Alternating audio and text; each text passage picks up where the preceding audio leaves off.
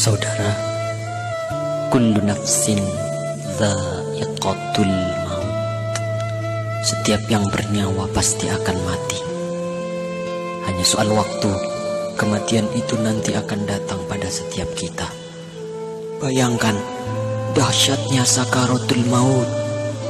Rambut kita ditarik, kuku-kuku kita ditarik, sakit rasanya. Bayangkan nyawa yang dicabut, terbujur kaku. Dan bayangkan yang terbujur kaku itu adalah diri kita.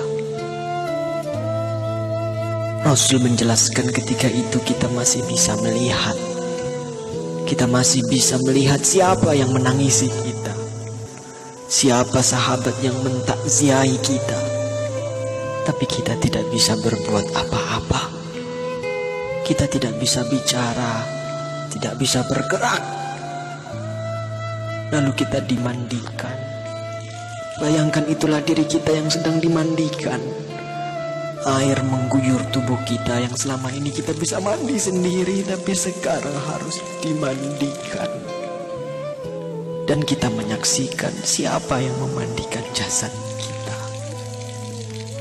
Bersyukur kalau yang memandikan itu adalah anak-anak kita. Sementara kita belum mengajarkan anak-anak kita untuk itu. Ya Allah. Kemudian kita dikafani. Kemudian kita disolati. Kemudian kita digotong, dibawa ke kuburan. Rasul menjelaskan kalau yang dibawa itu mayit yang soleh, maka mayit yang soleh itu akan berkata. Tapi ketika itu tidak ada seorang pun yang bisa mendengarnya, kecuali malaikat dan hewan-hewan. Manusia dan jin tidak bisa mendengar perkataan mayit. Rasul memberitahu kepada kita, mayit yang soleh itu akan berkata, Asri'ni ila baiti, ya Allah, percepat aku ya Allah, percepat aku ke rumahku ya Allah. Dia sudah melihat surga Allah.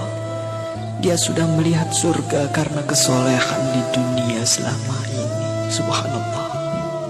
Tapi sebaliknya, ketika mayit itu mayit yang banyak maksiat, mayit yang selama di dunia suka mengumbar aurat, pembunuh, perusak, penipu, koruptor, ya Allah. Mayit itu akan berkata, Aina tadhabun? Mau dibawa kemana aku ini? Berhenti, berhenti. Tapi tidak ada yang mendengarnya. Ibunya tidak bisa mendengarnya. Ayahnya tidak bisa menolongnya. Teman-temannya tidak bisa berbuat apa-apa. Dan terus ia dibawa ke dalam kuburnya. Subhanallah. Saudara, semua kita akan masuk ke dalam galian lubang tanah 2 meter. Ketika itu kita masih bisa melihat untuk yang terakhir, siapa yang mengubur kita, siapa yang menutupi tubuh kita dengan tanah.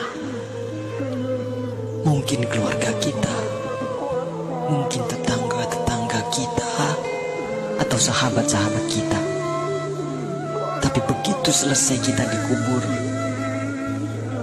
orang-orang yang kita cintai, orang-orang yang dulu selalu bersama kita, orang-orang yang dulu selalu menemani kita, semuanya pulang. Semuanya pulang meninggalkan kita sendirian di kubur. Maka kita merasakan kesedihan, takut, gelisah. Tapi kita tidak bisa pulang mengikuti mereka. Kita hanya bisa mendengar langkah kaki mereka saat semua orang pulang meninggalkan kita sendirian di kubur. Astagfirullah. Di dalam kubur, darah, daging, tulang, belulang hancur. Sempit, gelap, rumah ular, rumah tanpa alas, rumah kesendirian. tempat kita akan ditanyai perbuatan kita selama hidup di dunia. Itulah kubur. Saat itu tidak ada yang bisa menolong kita. Tidak ada kekuasaan lagi. Tidak ada harta yang melimpah lagi. Tidak ada keluarga yang kita sayangi lagi. Tidak ada pengawal yang setia lagi. Allah Akbar, Allah Akbar, Allah Akbar. Tapi alhamdulillah, kita bersyukur karena kita masih hidup, saudara. Hari ini kita masih hidup, kita belum mati. Berarti Allah masih sayang pada kita. Allah masih memberi kesempatan kepada kita untuk bertaubat. Allah masih beri kita waktu untuk beribadah sebanyak-banyaknya. Maka inilah saatnya.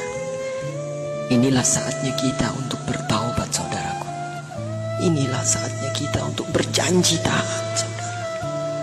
Saatnya untuk kita berhenti melakukan kemaksiatan. Saatnya untuk kita berhenti melakukan kezaliman. Saatnya kita membahagiakan keluarga kita, istri kita, suami kita, orang tua kita, anak cucu kita.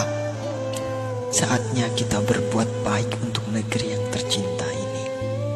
Saatnya kita berdakwah. Manfaatkan sisa umur